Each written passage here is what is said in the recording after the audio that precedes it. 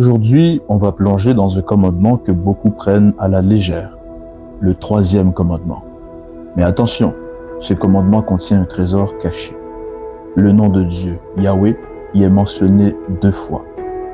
Alors que dans le deuxième commandement, il n'apparaît qu'une seule fois. Et ça, ce n'est pas un hasard. Lisons-le ensemble. Exode 20, verset 7. Tu ne prendras point le nom de l'Éternel, ton Dieu, en vain, car l'Éternel ne laissera point impuni celui qui prendra son nom en vain. 2 fois, le texte mentionne le nom de Dieu, Yahweh. Pas une formule vague, non? Le nom personnel du Créateur. À ce sujet, il devient important de mentionner cette étrange progression dans les 3 premiers commandements. Premier commandement, Exode 20, verset 3. Le nom de Dieu, Yahweh, n'apparaît pas encore. Deuxième commandement, Exode 20, versets 4 à 6, le nom de Dieu n'apparaît qu'une seule fois, malgré la longueur du passage. Troisième commandement, Exode 20, verset 7. Cette fois, le nom Yahweh est cité 2 fois dans un seul verset. Il y a donc une montée en intensité, une insistance croissante sur la valeur et la sainteté de ce nom.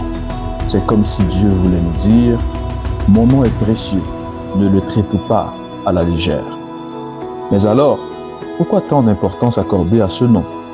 Dans la culture biblique, le nom représente la personne elle-même.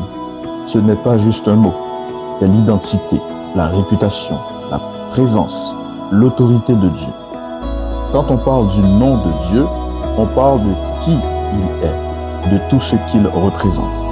La sainteté, la fidélité, la justice, la miséricorde, la bonté.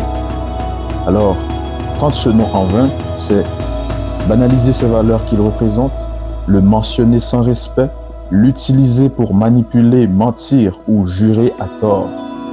C'est une insulte directe à la personne même de Dieu. Et Dieu ne plaisante pas.